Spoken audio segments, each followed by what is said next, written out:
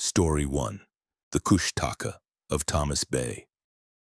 Marcus Whitfield had spent 3 years working as a commercial fisherman out of Petersburg before he decided to explore Thomas Bay in January of 2023.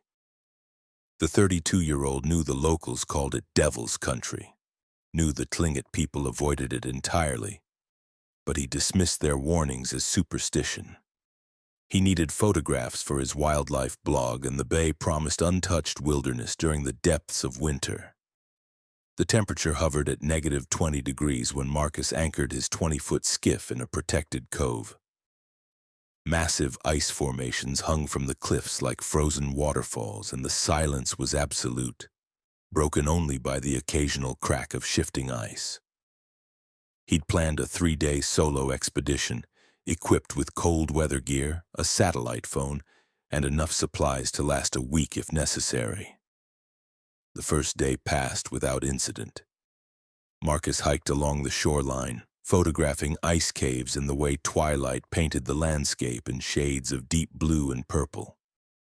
The sun never rose above the horizon this time of year, offering only a few hours of dim twilight before plunging back into darkness.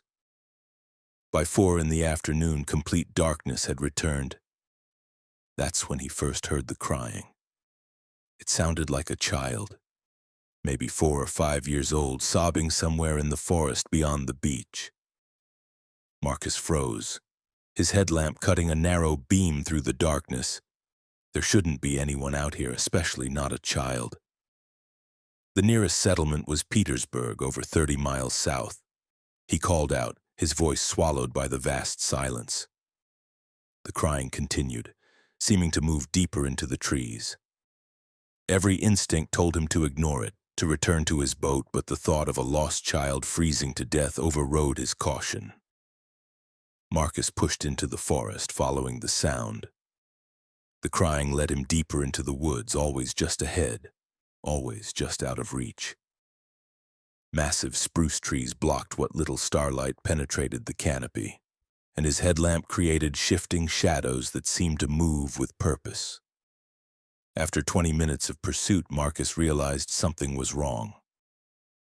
The crying never got closer, never changed in intensity. It was leading him somewhere. He stopped, breath forming clouds in the frigid air, and listened carefully. The crying had stopped. In its place came a new sound, a low whistle in 3 parts, low, then high, then low again. The sound raised the hair on his neck. He'd heard that pattern before in stories about the Kushtaka, the land otter man of Tlingit legend. Marcus turned to head back toward the beach, but nothing looked familiar. The trees all seemed identical, and his tracks in the snow had somehow vanished despite the fresh powder. His GPS showed his location clearly, but when he tried to navigate back to the boat, the device glitched, the screen fragmenting into meaningless pixels. That's when he saw movement between the trees. Not an animal, but something that moved like a person yet didn't seem quite right. The figure was tall and covered in dark fur, standing about 50 yards away, watching him with eyes that reflected his headlamp like an animal's. Marcus backed away slowly, hand moving to the can of bear spray on his belt. The creature made the whistle again, that same 3-part pattern. Then it spoke, and Marcus's blood turned to ice. It spoke in his sister's voice, the sister who had died 5 years ago in a car accident in Juneau. "Marcus, why did you leave me? Come here, I'm so cold." He ran. Branches tore at his face and gear as he crashed through the underbrush, no longer caring about direction, only about putting distance between himself and that thing. Behind him, he could hear it following, moving through the forest with unnatural grace, still calling in his dead sister's voice, begging him to stop, to help her. Marcus burst from the tree line onto a rocky beach, but it wasn't the cove where he'd anchored. This beach was different, covered in smooth stones that clicked together underfoot. His boat was nowhere in sight. The creature emerged from the forest behind him, and in the starlight, Marcus finally saw it clearly. It stood upright like a man, but was covered in sleek dark fur. Its hands were too long, fingers ending in webbed digits, and its face was a horrifying blend of human and otter, with intelligent eyes that held a malevolent awareness. The creature smiled, revealing rows of sharp teeth, and spoke again in his sister's voice. "You can't leave, Marcus. The bay doesn't let anyone leave. We're all here. Everyone who came before, join us. It's so much warmer in the water." More figures emerged from the tree line, at least a dozen, all with that same disturbing blend of human and animal features. Some were obviously old, their transformation complete, moving on all fours like true otters. Others were newer, still mostly human in appearance, but with fur beginning to sprout along their arms and faces. Marcus pulled out his satellite phone with shaking hands and managed to dial the emergency number. The connection was terrible, filled with static, but he shouted his location, his situation, pleading for help before the battery died. The creatures watched him with patient curiosity, not approaching but forming a loose circle around him. He spent the night on that beach, keeping a fire burning with driftwood, the one thing he remembered from the old stories that might keep them at bay. The creatures stayed just beyond the firelight, watching, occasionally calling out in voices of people he'd known, people he'd loved. His sister's voice, his father's, his ex-girlfriend's, each one begging him to come to them, to stop fighting, to accept what was happening. Dawn never truly came, just a gradual lightening of the darkness to deep twilight. The creatures melted back into the forest as the sky brightened, that eerie whistle echoing through the trees. Marcus waited until he could see clearly before moving, following the shoreline, knowing that eventually it had to lead somewhere. He walked for 6 hours before he found his boat. It was exactly where he'd left it, impossibly, as if the entire night had been a hallucination. But his clothes were torn, his face scratched, and when he checked his satellite phone, it showed a single incoming call from the Coast Guard, time-stamped an hour after his emergency call. Marcus didn't wait. He started the engine and pointed the boat toward Petersburg, pushing the throttle to maximum. Behind him, Thomas Bay remained shrouded in its perpetual twilight, and he swore he could see dark shapes moving along the shoreline, watching him leave.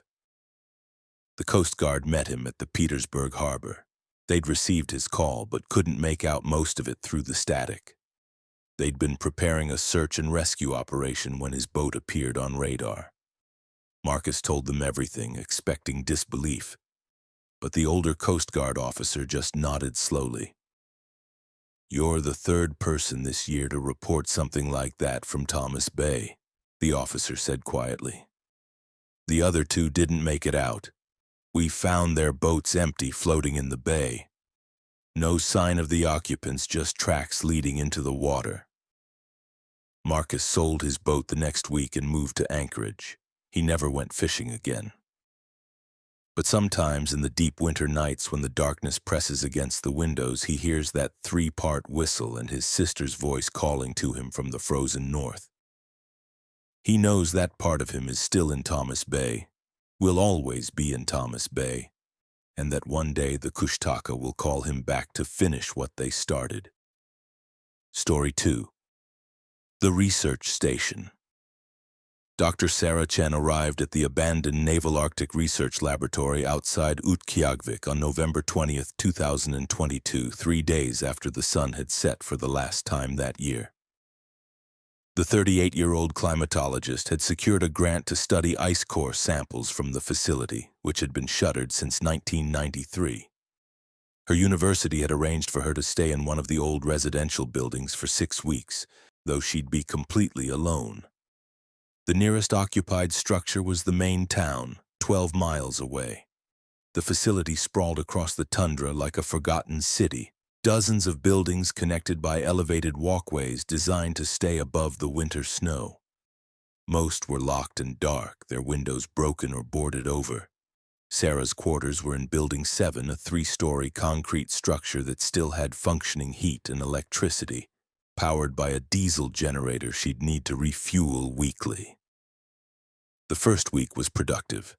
Sarah established her lab in the old research wing, unpacked her equipment, and began processing ice cores from the facility's storage freezers.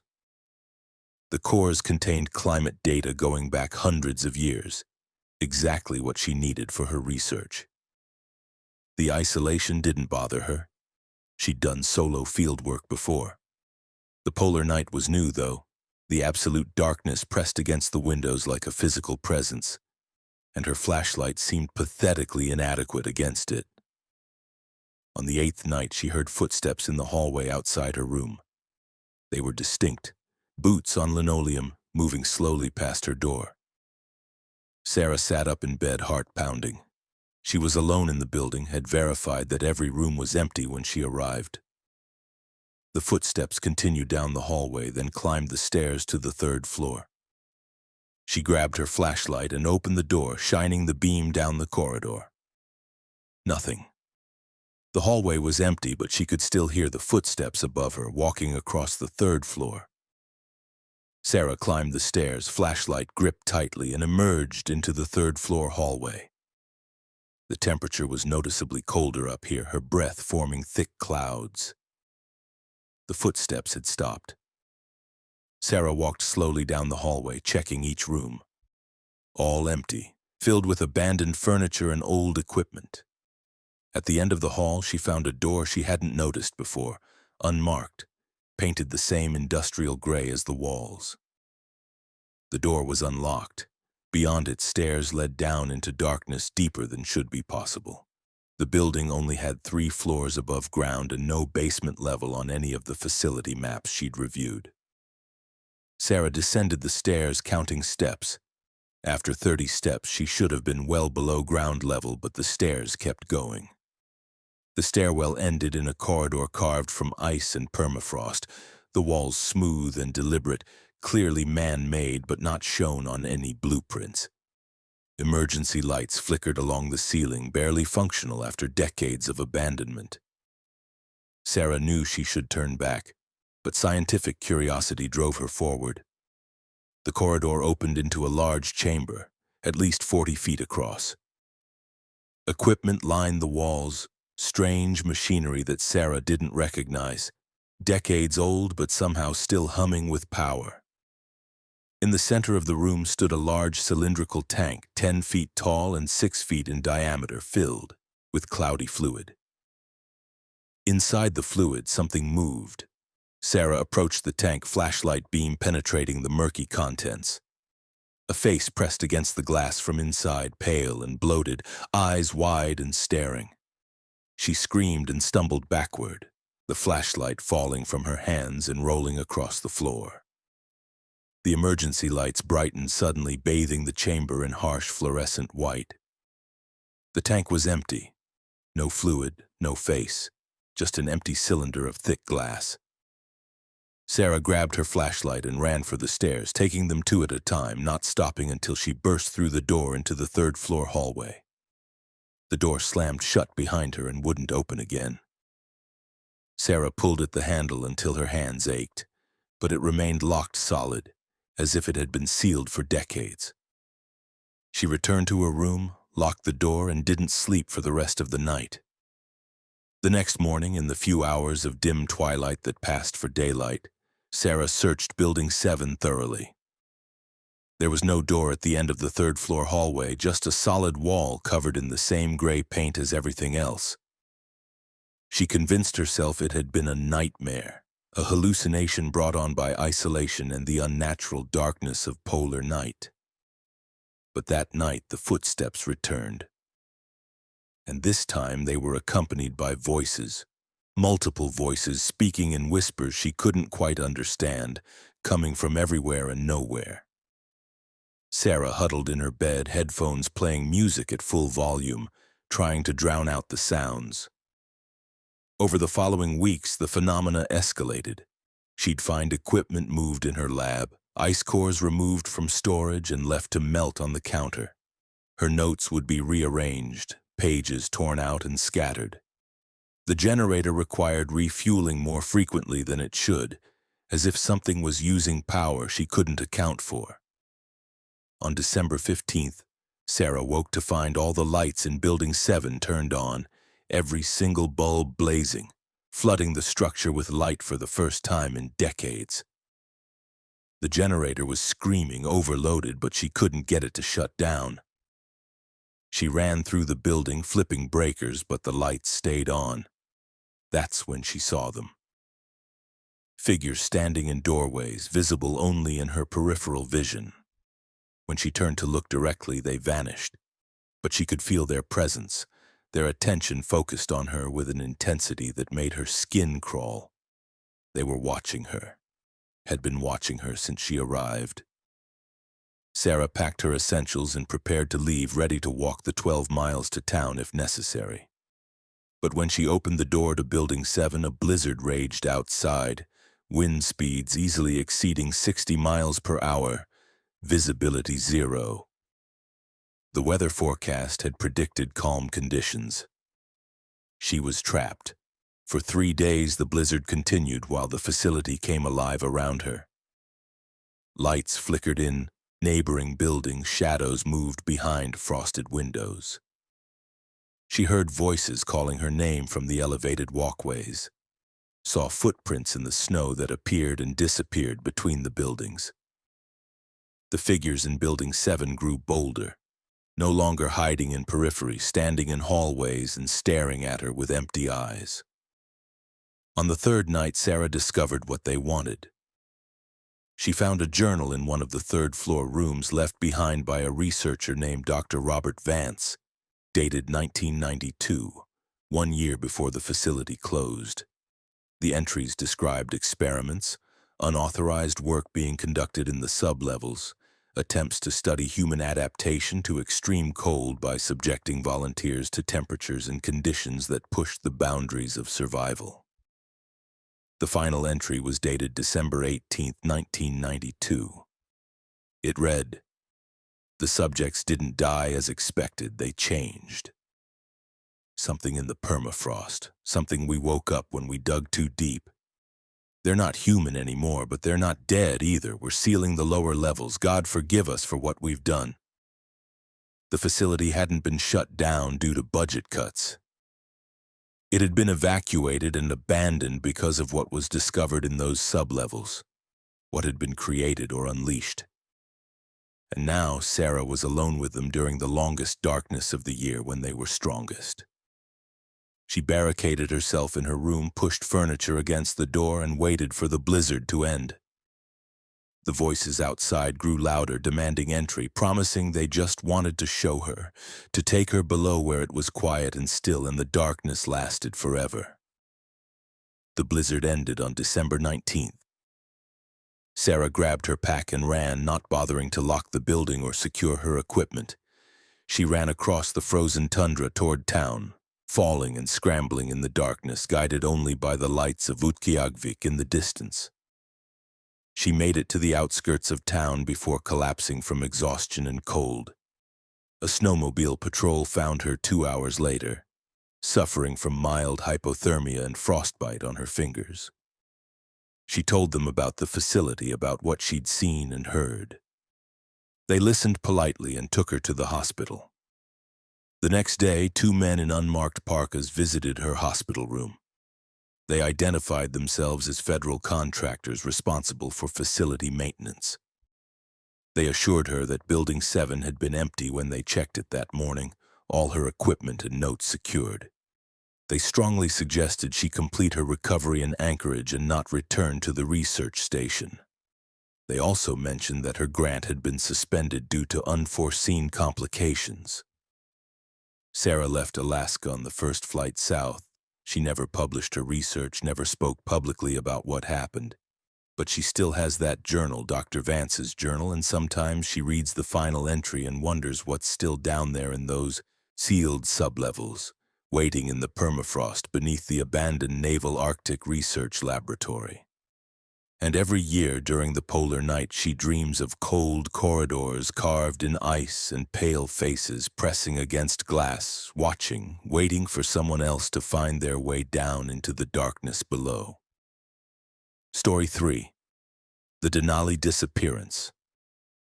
Trevor Morrison and his climbing partner Jake Sullivan arrived at Denali National Park on January 7, 2024, during one of the coldest periods on record. Both men were experienced mountaineers in their early 30s planning a winter ascent to 14,000 feet camp. They knew the risks.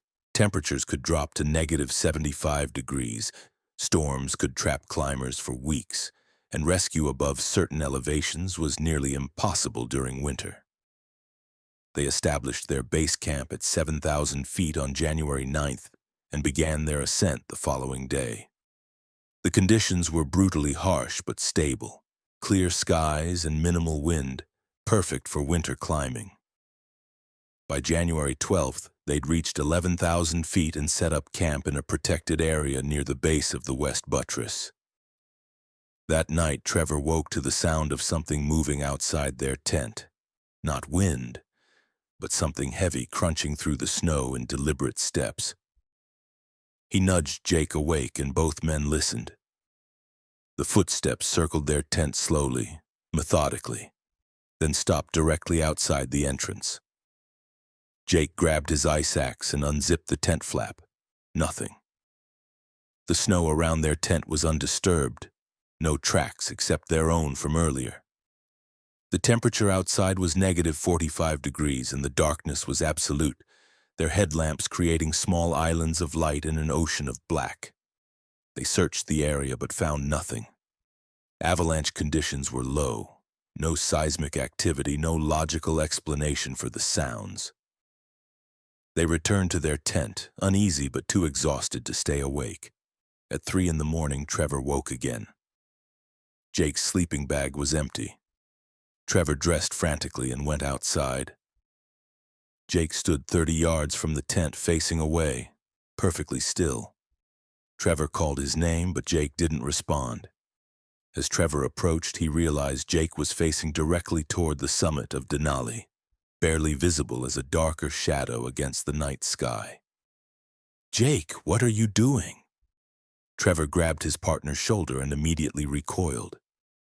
Jake's parka was frozen solid, covered in a layer of ice, as if he'd been standing there for hours. His eyes were open but unseeing, and his lips moved soundlessly, forming words Trevor couldn't hear. Trevor dragged Jake back to the tent, a difficult task as his friend's body was rigid, frozen in a standing position. He got him into the tent and activated their emergency beacon. Jake's core temperature had dropped to 89 degrees. He was alive but hypothermic and unresponsive.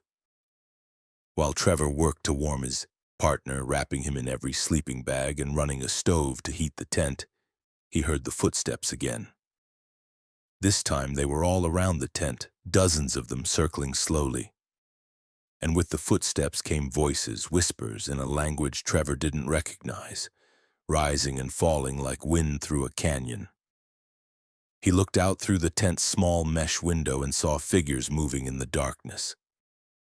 They walked upright like humans, but their movements were wrong, jerky and unnatural. They seemed to float across the snow without leaving tracks, circling the tent in an endless procession.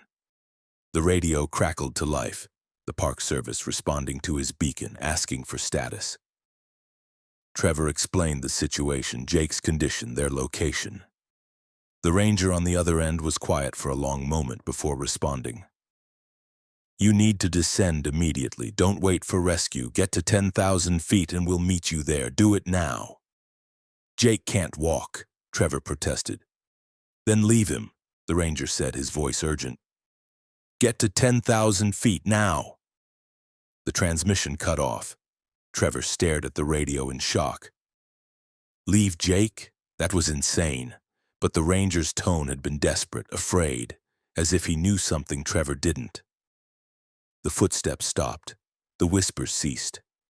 In the sudden silence, Jake's eyes focused on Trevor for the first time. His lips moved, forming words in that same unknown language Trevor had heard outside. Jake's eyes weren't his own anymore. They were flat and black, reflecting nothing.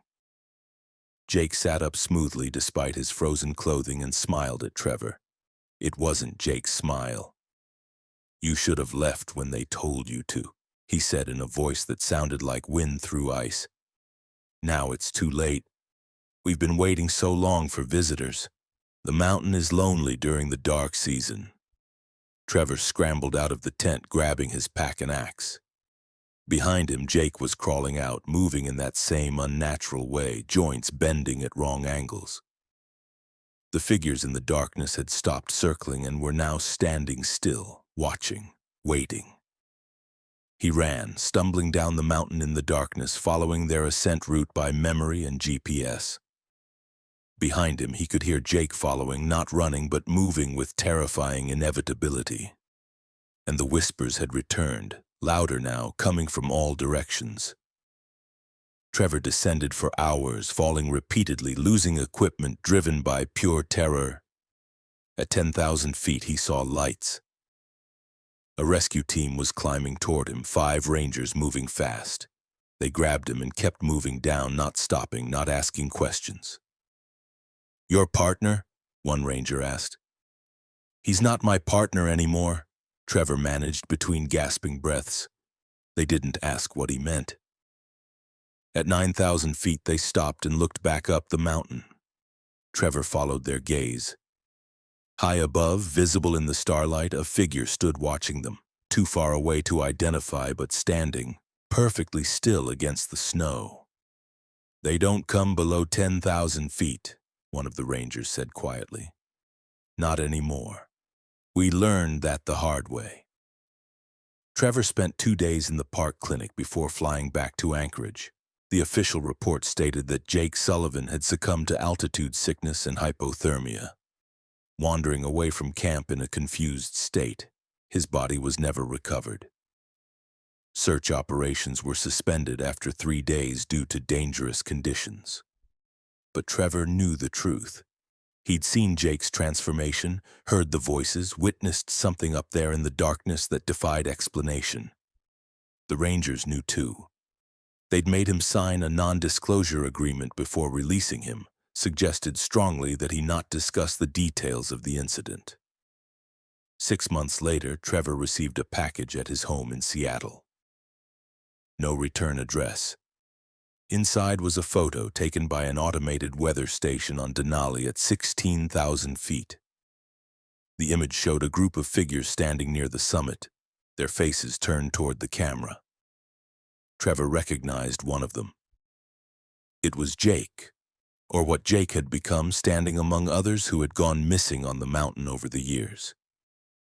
Trevor burned the photo and never spoke about Denali again.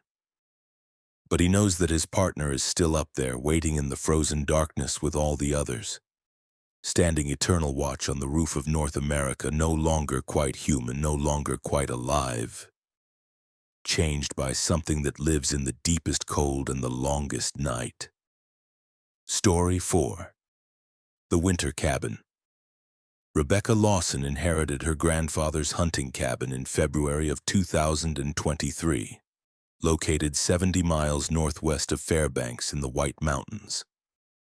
The property had been in her family for 3 generations, a simple one-room log cabin on 40 acres of wilderness. Her grandfather had died the previous summer, and Rebecca, a freelance writer from Portland, saw the cabin as a perfect winter retreat to finish her novel. She arrived on February 3rd via bush plane, the pilot dropping her at a nearby lake and helping her snowmobile the final 2 miles to the cabin. He'd return in 6 weeks to pick her up, assuming the weather cooperated. Rebecca had enough supplies for 8 weeks and a satellite phone for emergencies. The cabin was exactly as her grandfather had described, rustic but functional, with a wood stove, propane lamps, and a hand pump for water from a well beneath the floor. No electricity, no running water, but Rebecca had prepared for that. She was looking forward to the isolation, the chance to write without distraction. The first 2 weeks were blissfully productive. She wrote during the brief hours of daylight and into the evening by lamplight, the only sounds the crackling stove and wind through the pines. She saw plenty of wildlife, moose, snowshoe hares, even a lynx one memorable afternoon. The temperature rarely rose above 0 and the nights were crystal clear, the aurora dancing overhead in brilliant greens and purples.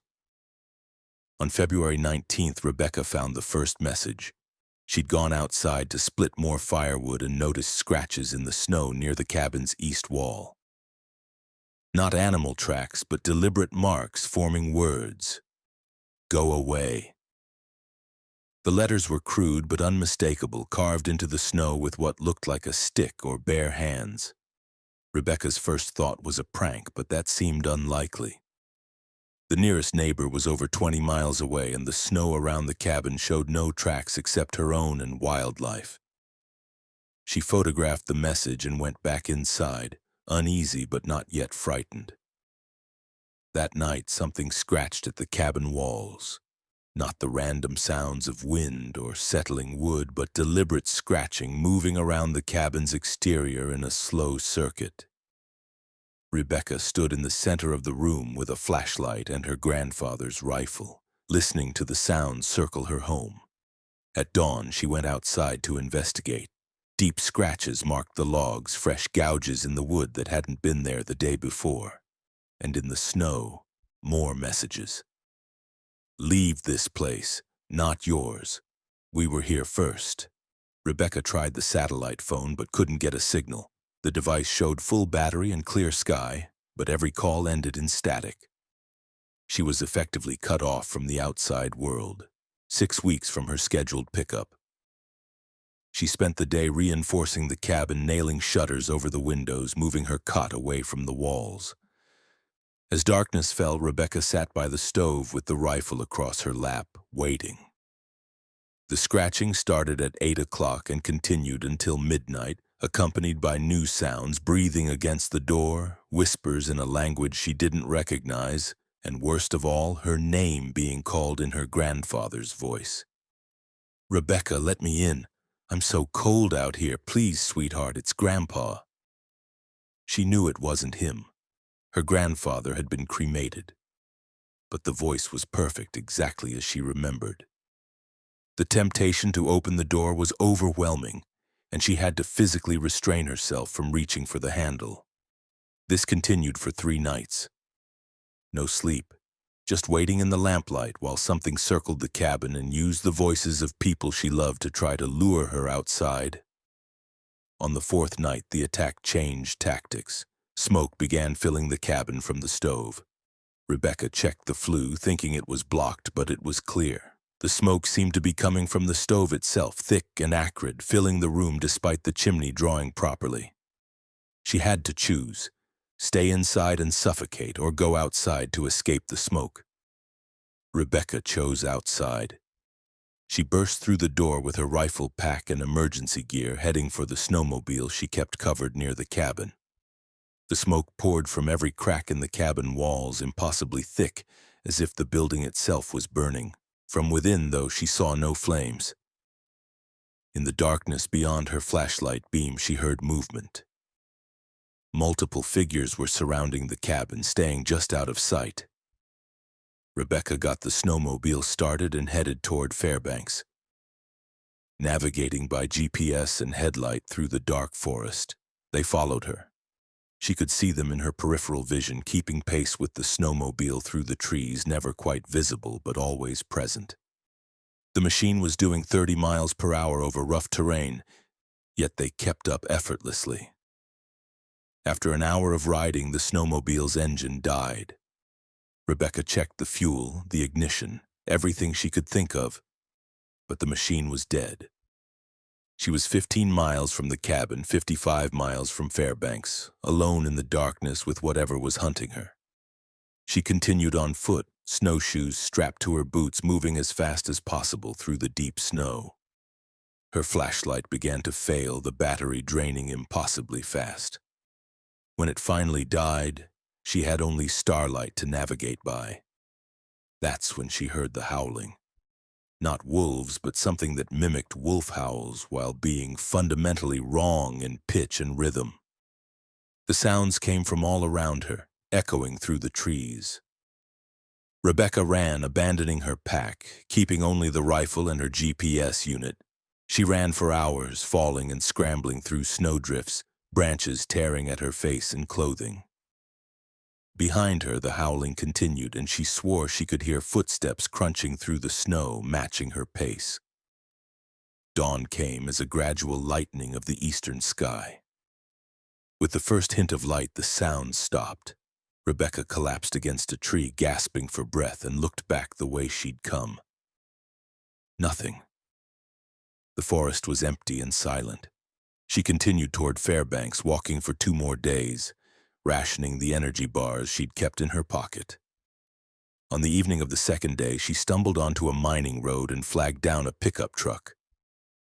The driver was a local who took one look at her condition, frostbitten and exhausted, and drove her straight to the hospital. Rebecca told the authorities she'd had to evacuate her cabin due to a stove malfunction. She didn't mention the messages, the voices, or the things that chased her through the forest. They sent a crew to check the cabin and found it intact, no damage, no sign of smoke or fire. Her snowmobile was where she'd left it, out of fuel but otherwise functional.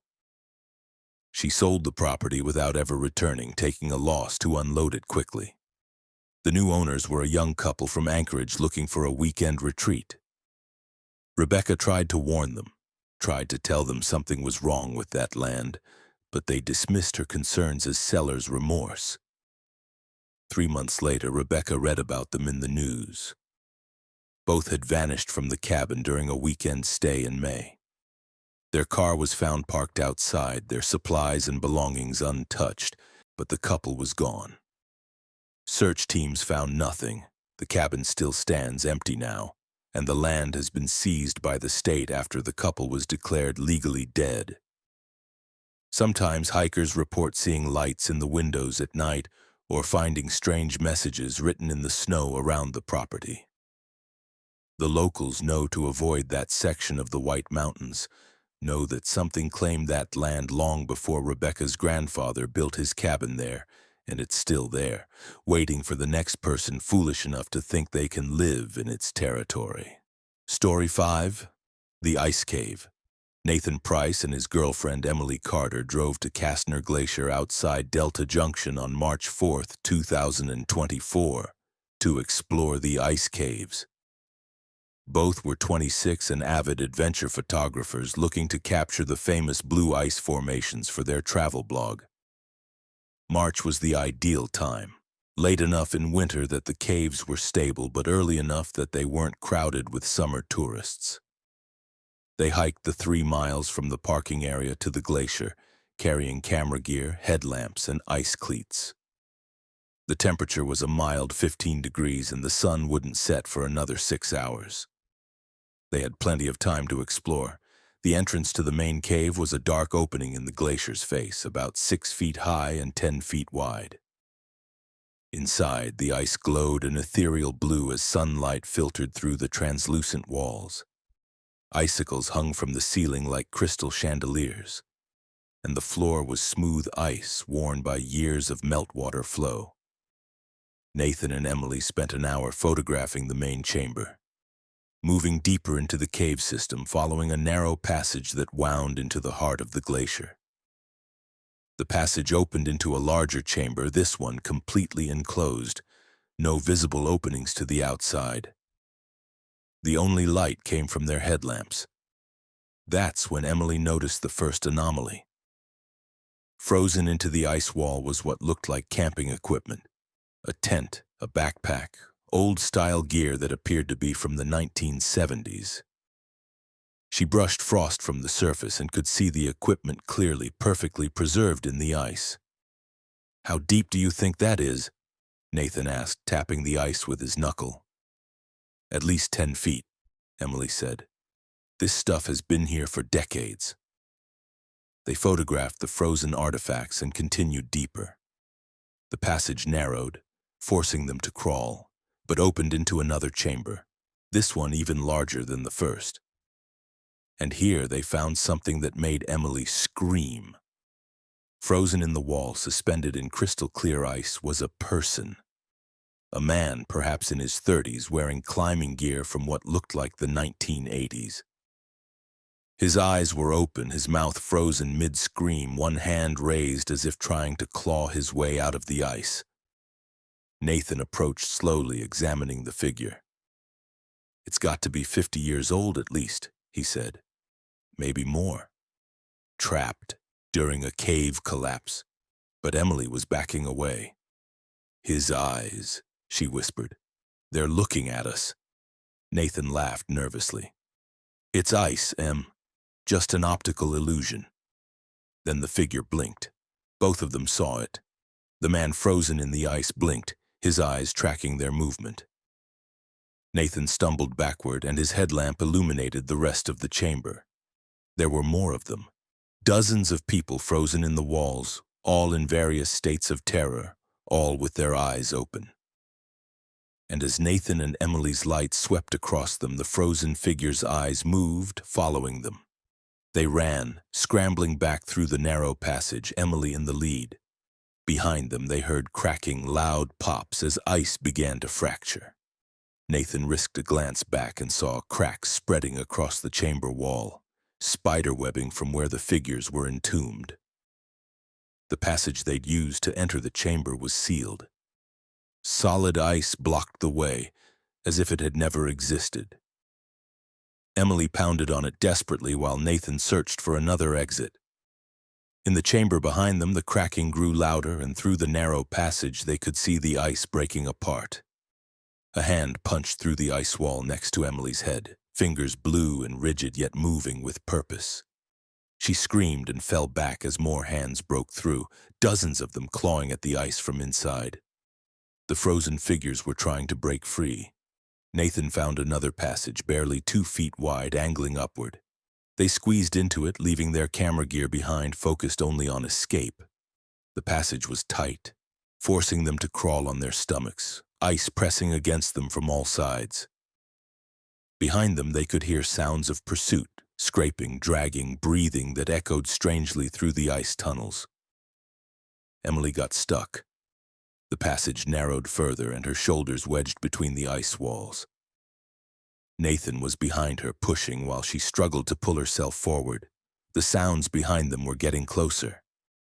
"Leave me," Emily sobbed. "Just go, get help." "Shut up and breathe out," Nathan commanded. He grabbed her feet and pulled while Emily exhaled completely, making herself as small as possible. She popped through the narrow section, scraping skin from her shoulders, even through her jacket. The passage opened suddenly onto the glacier's surface. They'd somehow worked their way up through the ice and emerged on top of the glacier, 100 yards from the main cave entrance. The sun was setting, painting the ice in shades of orange and purple. They ran across the glacier surface, not looking back until they reached rock. Only then did Nathan turn and look at the ice. In the fading light, he could see movement beneath the surface. Dark shapes moving under the ice, following them, keeping pace. The shapes stopped at the glacier's edge, unable or unwilling to leave the ice. Nathan and Emily hiked back to their car in darkness, using phone lights to navigate. They drove straight to the ranger station in Delta Junction and reported what they'd seen. The rangers listened politely and explained that ice formations could create optical illusions, that stress and fear could make people see things. "We found frozen equipment," Emily insisted, "gear from the 70s, and people, actual people frozen in the ice." The lead ranger's expression changed. He asked them to describe exactly where they'd been, which chambers they'd entered. When Nathan described the chamber with the frozen figures, the ranger went pale. "You need to forget what you saw," he said quietly, looking around to make sure they were alone. "Kastner Glacier is over 200 feet thick in places. When it moves, it grinds up everything in its path. Over the decades, dozens of people have gone missing in those caves. Hikers, climbers, researchers. Sometimes the glacier gives them back. Usually it doesn't. But they were alive," Emily said, "frozen but aware." The ranger shook his head. "No one could survive being frozen in a glacier. What you saw was impossible.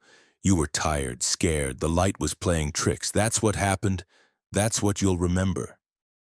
He suggested strongly that they not discuss this with anyone else, not post about it online, not return to the glacier. He made it clear without directly threatening them that their cooperation was expected. Nathan and Emily left Alaska the next morning. They deleted all their photos from Kastner Glacier, every single image. But Nathan kept one, hidden in an encrypted folder on his computer. It showed the chamber with the frozen man, and if you looked closely, you could see the man's eyes. They weren't looking at the camera. They were looking at something behind the photographer, something just outside the frame. And the man's mouth, frozen mid-scream, seemed to be trying to form words. Nathan enhanced the image, tried to read the man's lips. He could make out 2 words. Don't come. Neither Nathan nor Emily take adventure trips anymore.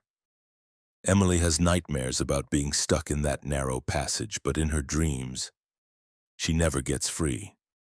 Nathan sometimes researches missing persons from interior Alaska, reads about hikers and climbers who vanished near Kastner Glacier.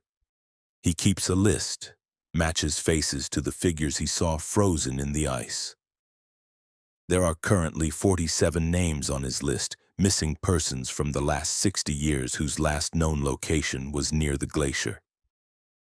And Nathan knows that somewhere in those ice caves they're all still there, trapped in the blue ice, aware but unable to move, unable to die, waiting for the glacier to eventually grind them to nothing or spit them out into the light.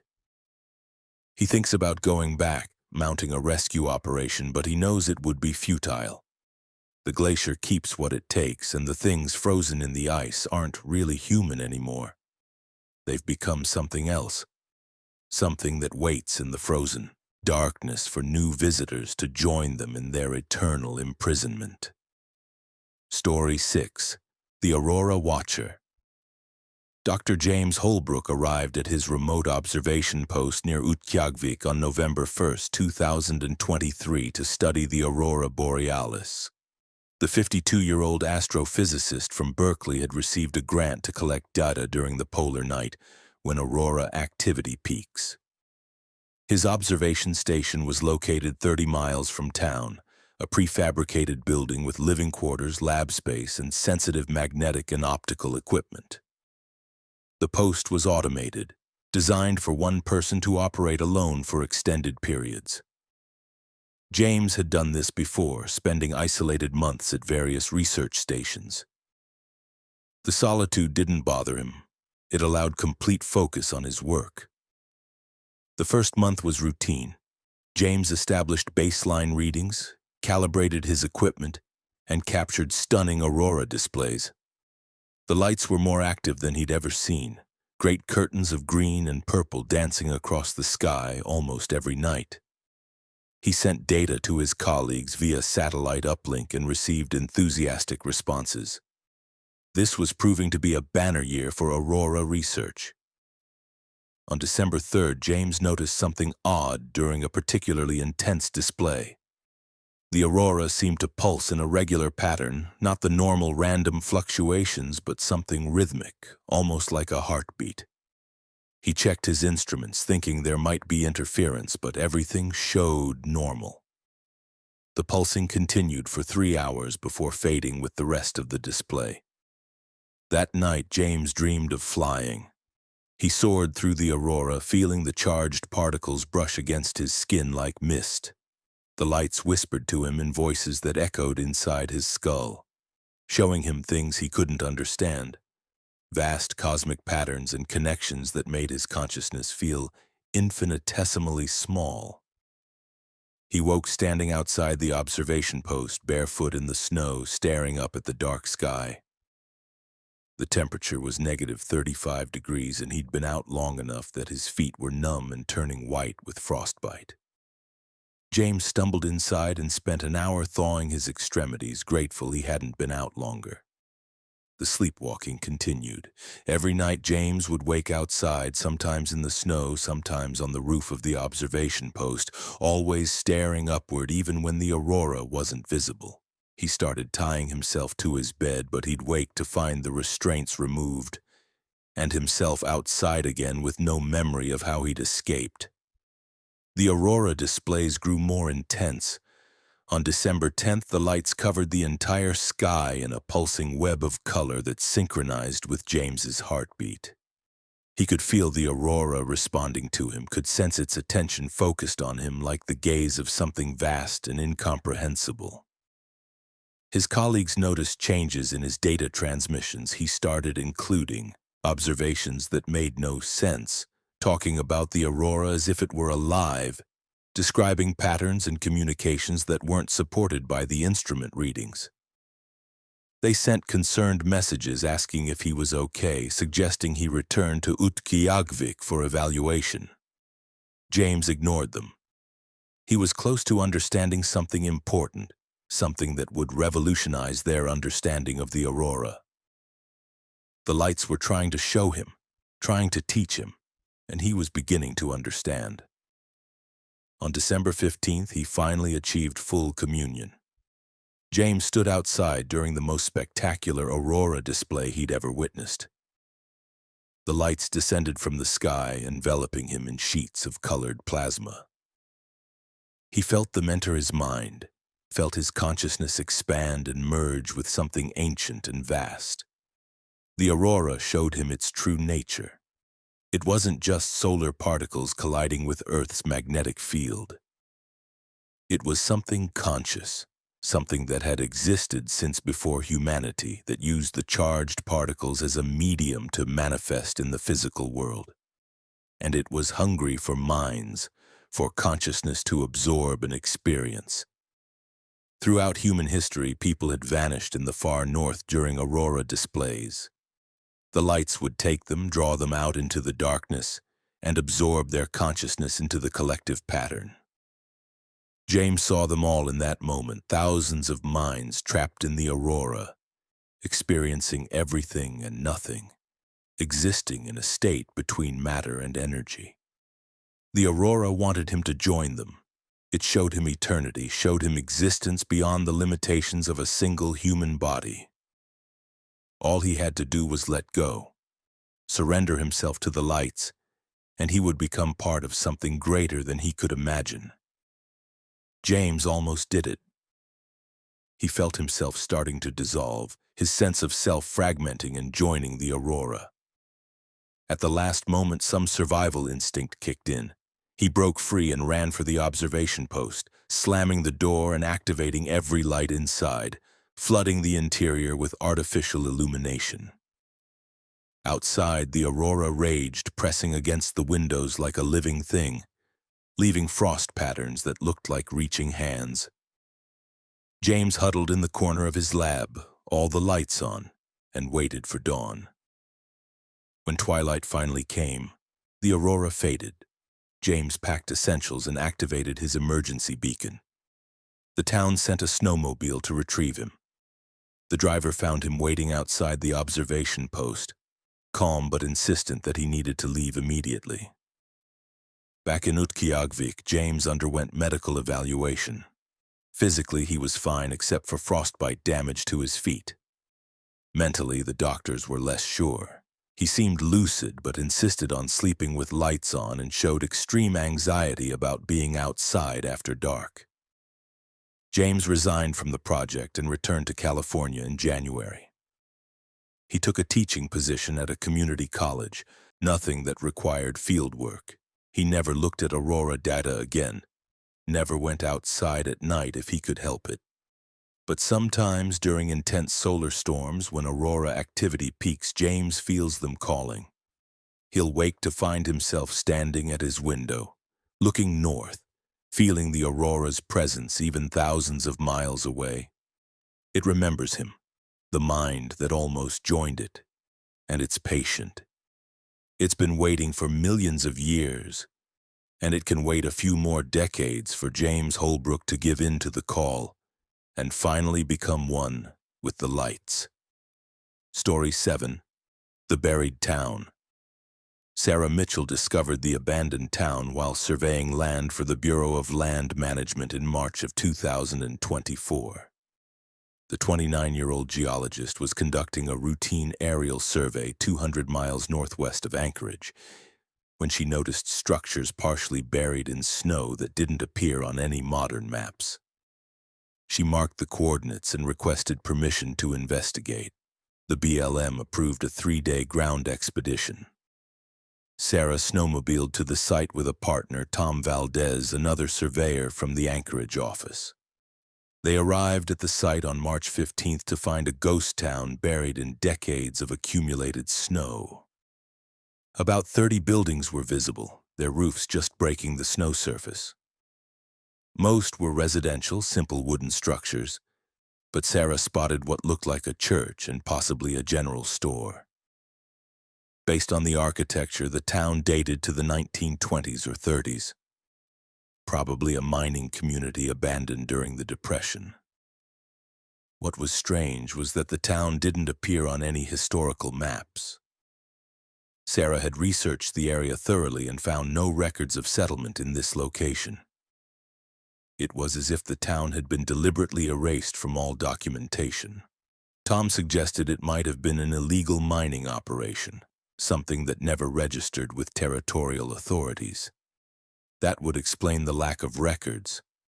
They decided to excavate one of the buildings to see what they could learn. They chose a smaller residential structure and spent hours digging down to the door.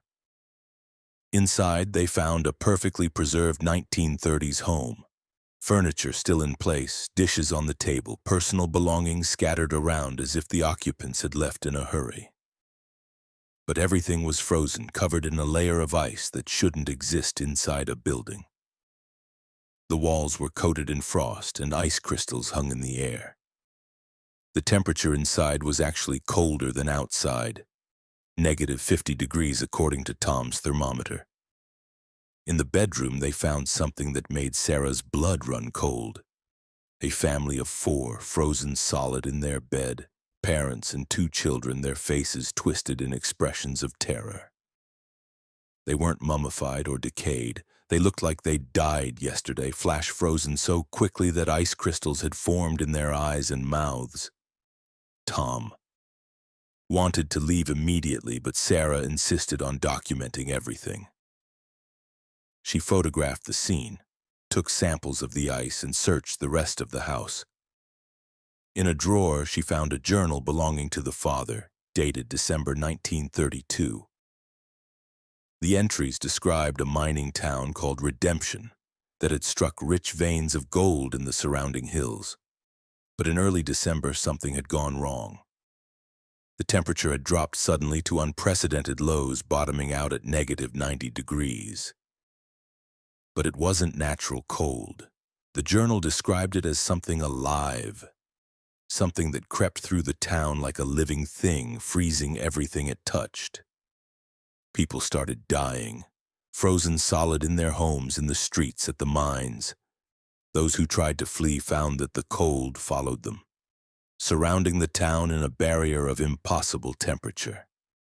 The journal's final entry read, "It's in the house now. I can see frost forming on the walls. We're barricading ourselves in the bedroom, but I know it won't help. Whatever we woke up in those mines, it doesn't want us to leave.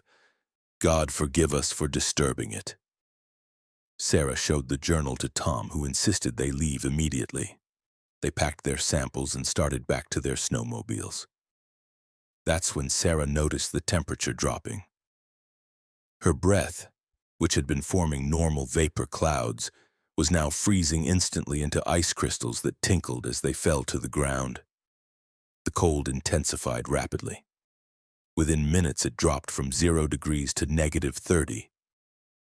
Their exposed skin began to hurt, that sharp burning that precedes frostbite.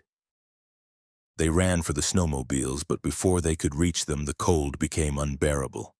At -70 degrees, their snowmobile engines wouldn't start. The fuel had turned to gel and the batteries were dead. They were stranded in the buried town as the temperature continued to drop. Tom's GPS showed -80 degrees, impossible this early in spring, impossible at this elevation. The cold was focusing on them, Sarah realized. It emanated from the buried buildings creeping across the snow like fog. They could see it coming, a wave of frost that turned everything it touched white with ice. Sarah remembered the journal, remembered that the miners who'd tried to flee had been followed by the cold. She made a desperate decision. She grabbed one of their emergency flares, the kind that burned at 3,000 degrees, and ignited it. The effect was immediate. The cold recoiled from the flare's heat like a living thing. Sarah lit a second flare and gave it to Tom. They backed away from the town, keeping the flares between themselves and the creeping frost. They walked for 6 hours, maintaining a protective barrier of heat until the cold stopped following them. When Sarah checked her GPS, they were 12 miles from the buried town, and the temperature had returned to normal March levels just above 0.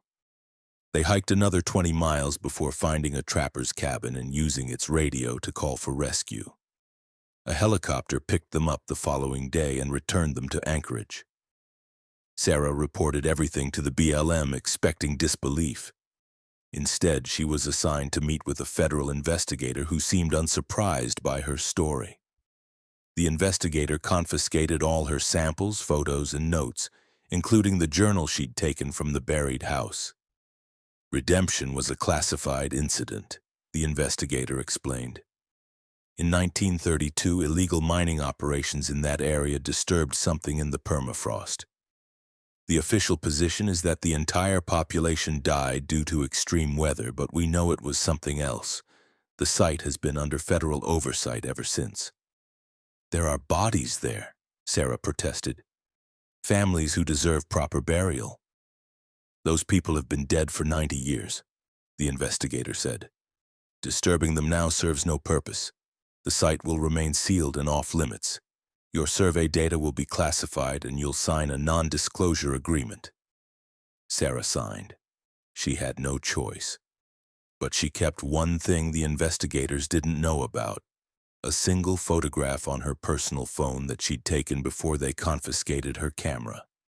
It showed the frozen family in their bed, and if you looked closely at the frost patterns on the walls behind them, you could see shapes. Faces formed in the ice, dozens of them, all with expressions of rage and hunger. Sarah doesn't work for the BLM anymore.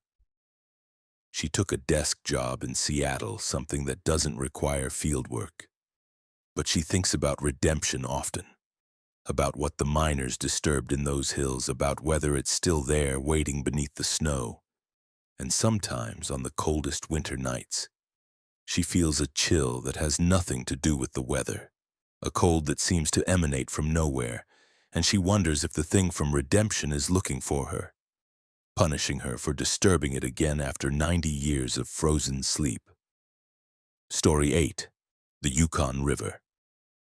Captain Michael Torres piloted the cargo barge Northern Star up the Yukon River in early April of 2024, making the first run of the season after ice breakup.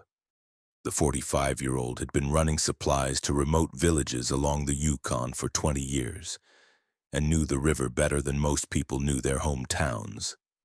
This trip should have been routine.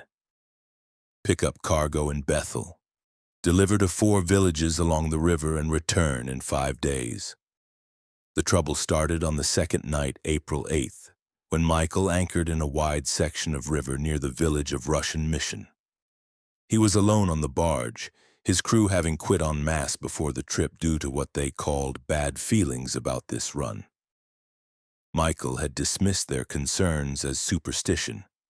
He woke at midnight to the sound of something moving on the deck above his cabin, heavy footsteps that moved from bow to stern, then back again. Michael grabbed a flashlight and went to investigate. The deck was empty, no sign of anyone or anything. The cargo containers were still sealed and secured. As Michael returned to his cabin, he heard singing. A woman's voice, soft and sad, coming from the water. He went to the rail and looked over. In the river below, barely visible in the starlight, something pale moved beneath the surface. It looked human. A woman with long dark hair swimming alongside the barge. Her mouth was open and the singing came from her, but her lips didn't move and her face stayed submerged. Michael backed away from the rail. In 20 years on the river, he'd never seen anything like this. He went to the wheelhouse and started the engine, deciding to continue upriver rather than stay anchored. But when he engaged the throttle, the barge didn't move. Something was holding it in place. He went back to the deck and shined his flashlight on the water. The woman was gone. In her place, dozens of pale forms circled the barge, their bodies just beneath the surface. They looked human but moved wrong, undulating like eels, their limbs too long and flexible. The anchor chain suddenly went taut, vibrating with tension. Michael watched in horror as the chain began pulling the bow of the barge downward, drawn by something incredibly strong underwater. The barge was tilting, water beginning to wash over the low side of the deck. He ran to the emergency release and jettisoned the anchor, letting it go rather than risk capsizing. The barge lurched upright and the engine finally engaged. Michael pushed the throttle to maximum and headed upriver, away from whatever was in the water behind him. But the singing followed him. Now multiple voices, men and women and children, all singing the same mournful melody. The barge was doing 12 knots, but the singing kept pace, coming from the water on all sides. Michael radioed the Coast Guard, but his transmission was overwhelmed by static. Through the interference, he thought he heard voices whispering in the same language as the singing, but he couldn't make out words. The pale forms were still visible in the water, keeping pace with the barge. There had to be hundreds of them now, a vast school of whatever they were, following him upriver. Michael locked himself in the wheelhouse and kept the barge moving, hoping to outrun them or reach the next village before they made another attempt to sink him. At dawn, the forms disappeared. The singing stopped. Michael checked the river in all directions but saw nothing unusual. He was alone on the water, the barge running smoothly, everything apparently normal. He reached the village of Marshall at noon and immediately docked, ignoring his delivery schedule. The village elder listened to his story with a grave expression. "You're lucky," the elder said. "Most people who hear the river singers don't make it to morning. They go into the water drawn by the singing and they're never seen again." "What are they?" Michael asked. The elder shrugged. "Old things. Older than our people, older than the villages. They live in the deep parts of the river and usually leave us alone. But sometimes when the ice breaks and the river runs fast, they get hungry. They sing to draw people into the water." Michael wanted to abandon the run, but he had cargo to deliver and contracts to fulfill. The elder convinced him to take 2 local men as crew, people who knew the river spirits and how to avoid them. Michael agreed and continued upriver with his new crew members. For 3 days, the trip was uneventful. They delivered cargo to 3 more villages and started the return journey downriver. Michael began to think the worst was over. Then on the night of April 11th, one of his crew members vanished. They'd anchored for the night near Pilot Station. Michael was in the wheelhouse doing paperwork when he realized he hadn't seen Thomas, one of the crew, for over an hour. They searched the barge and found his jacket folded neatly on the deck at the bow, his boots placed beside it. But Thomas was gone. The other crew member, Peter, went pale. "The singers took him," he said. "He must have heard them calling." They searched the water with spotlights but found nothing. Michael radioed the Coast Guard, and this time his transmission went through. A search was organized, but they never found Thomas. He'd simply vanished from a moving barge in the middle of the night. Peter insisted they continue to the next village immediately, not wait for rescue crews. "If we stay in one place, they'll take us all," he said. Michael wanted to argue, but something in Peter's expression convinced him. They pulled anchor and continued downriver. The singing returned at midnight. This time it was calling Michael's name using voices he recognized. His ex-wife, his mother who died 3 years ago, His daughter very much alive in Seattle, all of them calling to him from the water, begging him to come to them. Peter grabbed Michael's arm as he moved toward the rail. "Don't listen," Peter said urgently. "Cover your ears, go inside, anything. But don't listen to the singing." Michael let Peter lead him to the wheelhouse and put on noise-canceling headphones, blasting music to drown out the voices. Through the wheelhouse windows, he could see the pale forms in the water, more than he'd seen before, an entire army of them surrounding the barge. One pulled itself partially out of the water, clinging to the side of the barge. Michael saw it clearly in the deck lights. It had been human once, but the river had changed it. Its skin was white and bloated, eyes filmed over with cataracts, mouth too wide and filled with needle teeth. It stared at Michael through the window and smiled, then slipped back into the water. They ran the barge all night, not stopping, pushing the engine to its limits. Peter navigated while Michael tried not to look at the water, tried not to hear the singing that penetrated even the headphones. Dawn came, and once again the singers vanished. But Michael knew they'd be back. They followed the river, and as long as he was on the water, he'd never be safe from them. He made it to Bethel on April 13th and immediately sold the barge and his entire business for a fraction of its value. He moved to Anchorage and took a job managing a warehouse, anything that kept him away from water. But he still dreams about the river. In his dreams, he hears the singing, sees the pale forms moving beneath the surface, and sometimes he wakes to find himself standing at his window, looking north toward the Yukon, feeling the pull of the water, hearing voices call his name from hundreds of miles away. Peter still works on the river, but he told Michael something before they parted. "The singers never forget a voice they've called," Peter said. "You heard them, and now they know you. One day you'll go back to the water. Everyone who hears the singers eventually does. It might be years, might be decades, but the river always takes what it claims." Michael believes him. He feels the pull getting stronger each year, the dreams becoming more vivid. He knows that eventually he'll give in, will return to the Yukon and step into the water to join the singers in their endless chorus. The river has claimed him, and it's only a matter of time before it collects what it's owed. Story 9. The Whiteout.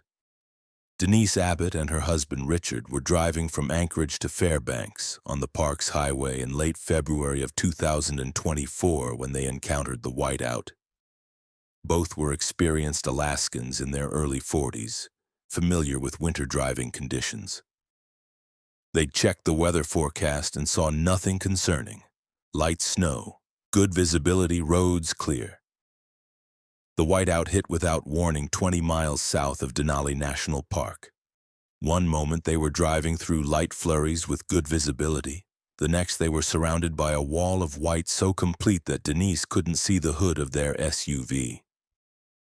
Richard slowed to a crawl, trying to stay on the road by following the reflective markers on the shoulder. But within seconds, those markers vanished. The Whiteout was absolute, erasing everything from view. Up, down, left, right, all directions looked identical, a featureless white void. "Pull over," Denise said. "We need to wait this out." Richard tried, but he couldn't tell where the road ended and the shoulder began. Everything was white, the road surface indistinguishable from the surrounding snow. He brought the SUV to a stop and put on the hazard lights, hoping they'd be visible to other drivers. They sat in the vehicle for an hour waiting for the storm to pass. But the Whiteout didn't diminish. If anything, it intensified, the whiteness pressing against the windows like something solid. Richard tried the radio but got only static. Their cell phones showed no signal. "We should stay put," Richard said. "Someone will come along eventually." But no one came. They sat for another hour, the Whiteout unchanging. Richard decided to try moving forward slowly, thinking they could feel their way to Denali Park, which should be less than 20 miles north. He put the SUV in gear and crept forward at 5 miles per hour. After what felt like 20 minutes, Richard stopped. Something was wrong. The odometer showed they'd traveled 15 miles, but the landscape outside looked identical. Still that complete whiteout, no features, no variation. And when Richard checked the GPS, it showed them in the exact same location where the whiteout had started.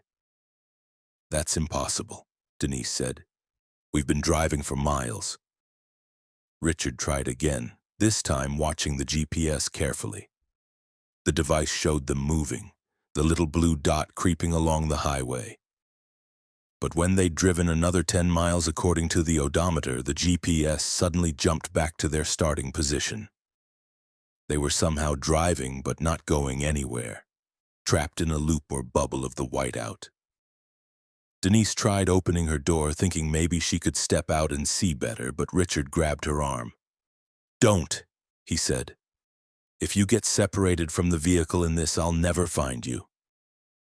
They sat in silence, fear growing. The whiteout showed no sign of ending, and they were clearly trapped in something that defied normal physics. Richard checked the fuel gauge. Half a tank, enough for maybe 6 more hours of running the heater. That's when they saw the figure. It appeared in the whiteout ahead of them, a dark silhouette barely visible through the windshield. It looked like a person standing in the road. Richard honked the horn, but the figure didn't move. "Maybe they need help," Denise said. Richard flashed the headlights. The figure remained motionless. He carefully drove forward, intending to pull alongside and offer assistance.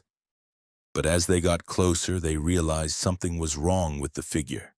It was too tall, at least 7 feet, and too thin, like it had been stretched vertically. When they were 10 feet away, the figure turned to face them. Where its face should have been was just white, the same featureless white as the whiteout surrounding them. It raised one elongated arm and pointed at their vehicle. Richard threw the SUV into reverse and backed up blindly, not caring about the road anymore, just wanting distance from that thing. The figure didn't follow, just stood pointing at them until it faded back into the whiteout. "What the hell was that?" Denise whispered. Before Richard could answer, more figures appeared. Dozens of them surrounding the vehicle, all with that same impossible height and blank white faces. They stood motionless in a circle around the SUV, just watching. Denise screamed when one appeared directly beside her. Window, its face pressed against the glass. Up close, she could see that its face wasn't blank, but rather reflected the whiteout, as if it was made of the same substance. It raised a hand and touched the window, and frost spread from the contact point, covering the glass in intricate patterns. The figures began moving closer, their circle tightening around the vehicle. Richard laid on the horn, but the sound was muffled, as if the whiteout absorbed it. The figures kept coming, surrounding them completely, pressing against all the windows. Then, just as suddenly as it had started, the whiteout ended. The white void vanished, replaced by normal winter landscape. They were on the park's highway, exactly where they'd been when the whiteout started, according to the GPS. The odometer showed they'd driven 35 miles, but they were in the same location. There were no figures, no signs of anything unusual. Just a normal February day with light snow and clear visibility. Richard looked at the clock. According to the dashboard, only 15 minutes had passed since the whiteout began, but they'd experienced hours trapped in that white void. They drove straight to Denali Park and stopped at the first building they saw, a ranger station. The ranger on duty listened to their story with growing concern. "You're the 4th report this winter," she said. "Always the same stretch of highway, always the same description. A whiteout that appears from nowhere, figures in the white, time distortions. We've had people disappear in these whiteouts. 3 vehicles found abandoned in the last month, engines still running, occupants never found." "What's causing it?" Richard asked. The ranger shook her head. "No one knows. Weather Service says there's no meteorological explanation. These whiteouts don't show up on radar or satellite. They just appear and disappear randomly. We've warned the state, but what can they do? Close the highway every time it might happen. Denise and Richard continued to Fairbanks, but they never took the park's highway again. They fly or take the coastal route, adding hours to the trip, but both agree it's worth it to avoid that stretch of road. Because sometimes during heavy snowfall, even in Anchorage, Denise sees them. The tall figures with blank white faces standing at the edge of her vision, watching. They never approach, never threaten, but their presence is a reminder that she escaped the whiteout once. And the ranger's final words haunt her. The people who disappear in the whiteouts. We think they're still in there, trapped in that white space. And every time someone else enters a whiteout, they see the previous victims, those figures in the white. You saw dozens of them. That's a lot of people who never made it out. Denise wonders if she and Richard were supposed to join those figures if they somehow escaped a fate that dozens of others hadn't. And she wonders what would have happened if they'd run out of fuel while trapped in that white void, if they'd been forced to leave the vehicle. Would they have become more figures in the whiteout, tall and stretched and blank-faced, waiting for the next travelers to trap? Story 10. The Pipeline. Jason Reeves worked as a security contractor for the Trans-Alaska Pipeline, conducting regular inspections of remote pump stations. On January 23, 2024, he was assigned to check Pump Station 3, located 300 miles north of Fairbanks in the Brooks Range. The station was automated, requiring only occasional maintenance and security sweeps. Jason flew in via helicopter, landing in the small helipad beside the station as dawn broke, the first hint of light after months of polar night. The helicopter would return in 6 hours to pick him up, enough time to complete his inspection and any minor repairs. The station appeared normal from outside, chain-link fence intact, no signs of damage or intrusion. Jason unlocked the main building and entered, flashlight cutting through the darkness. Power was on, computers humming, displays showing normal pipeline pressure and flow. Everything seemed fine. He conducted his standard inspection, checking locks, testing alarms, verifying security camera footage. The cameras showed nothing unusual, just days of recording empty rooms and corridors. Jason was about to sign off on the inspection when he noticed something odd in the camera feed from the underground maintenance tunnel. The tunnel ran beneath the pump station, providing access to the pipeline itself. The cameras showed it empty, but in one frame there appeared to be something moving in the background. Jason rewound the footage and watched carefully. A shadow moved across the tunnel, visible for just 3 frames, then gone. Protocol required investigation of any anomaly. Jason grabbed his toolkit and descended the steel ladder into the maintenance tunnel. The tunnel was narrow, barely 6 feet high and 4 feet wide, running for over 100 yards beneath the station. Emergency lighting provided minimal illumination, casting long shadows. Jason walked slowly through the tunnel, checking access panels and valve controls. Everything was secure and functioning normally. He was halfway through the tunnel when he heard the sound, a scraping noise coming from ahead like metal dragging on concrete. He stopped and called out, "Security! Identify yourself!" The scraping stopped. Silence filled the tunnel, broken only by the distant hum of pumps. Jason continued forward cautiously, hand on the radio clipped to his belt. He rounded a corner and found the source of the noise. A maintenance panel had been removed from the wall and lay on the floor. The opening behind it led into the pipeline cavity, a space between the pipeline itself and the outer protective housing. There shouldn't be any reason for that panel to be removed. That section hadn't been scheduled for maintenance in months. Jason shined his light into the opening. The space beyond was large enough for a person to crawl through, extending in both directions alongside the pipeline. And in the darkness, he saw movement. Something was in there, pressed against the far side of the cavity. Jason caught a glimpse of pale skin and eyes that reflected his flashlight like an animal's.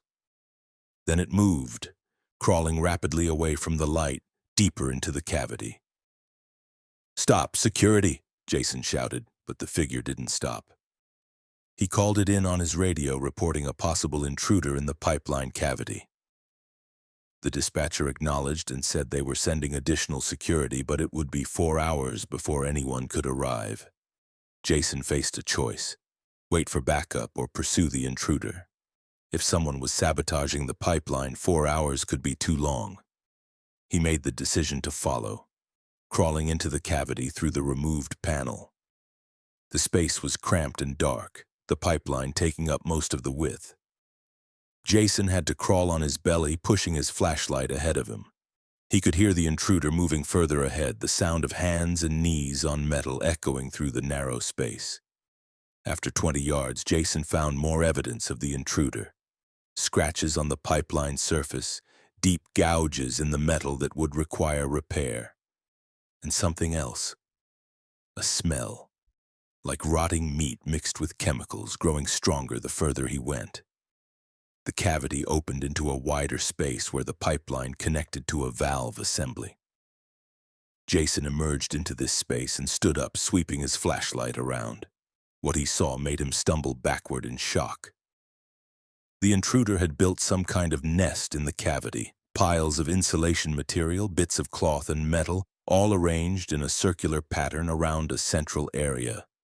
And in that central area were bones, dozens of them arranged in patterns that hurt to look at.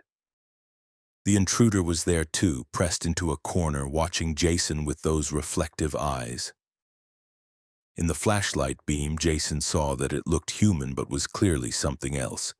Its skin was pale and waxy, its limbs too long. Fingers ending in broken nails worn down to nubs from scratching metal.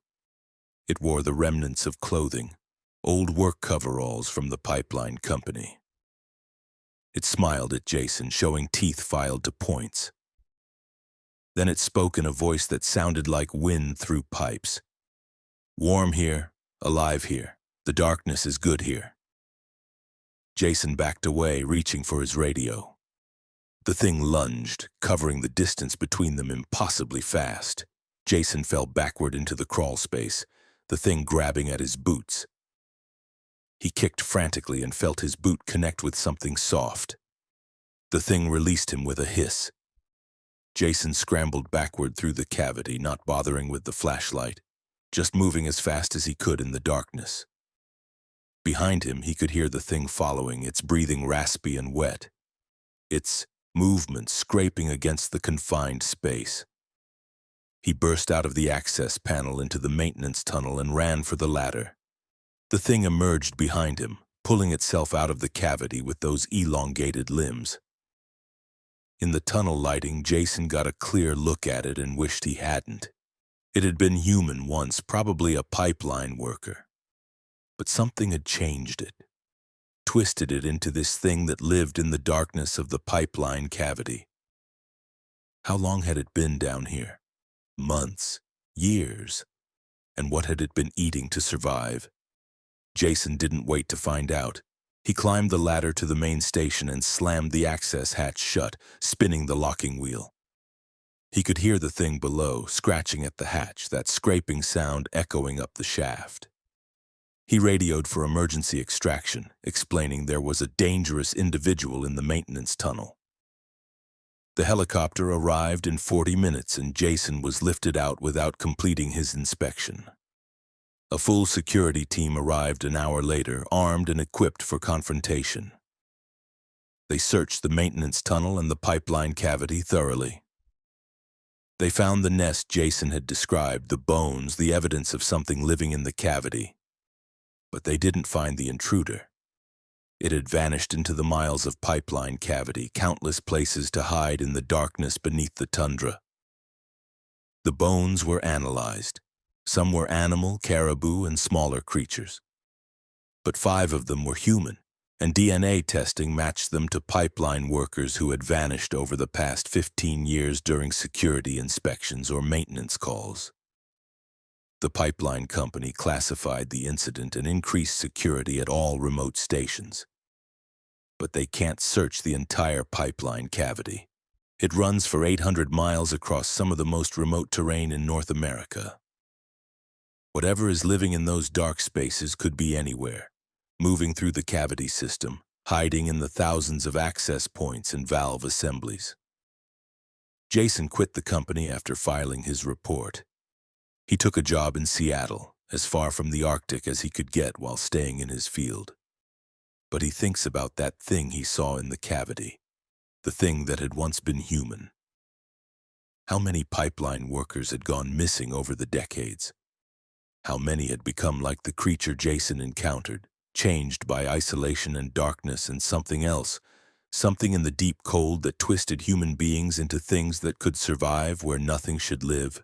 The pipeline still runs, oil still flows south, and somewhere in the darkness of those pipeline cavities, something still lives, warm and alive in the deepest darkness of the Alaskan winter, waiting for the next worker to descend into the tunnels and provide it with food or companionship, or perhaps both.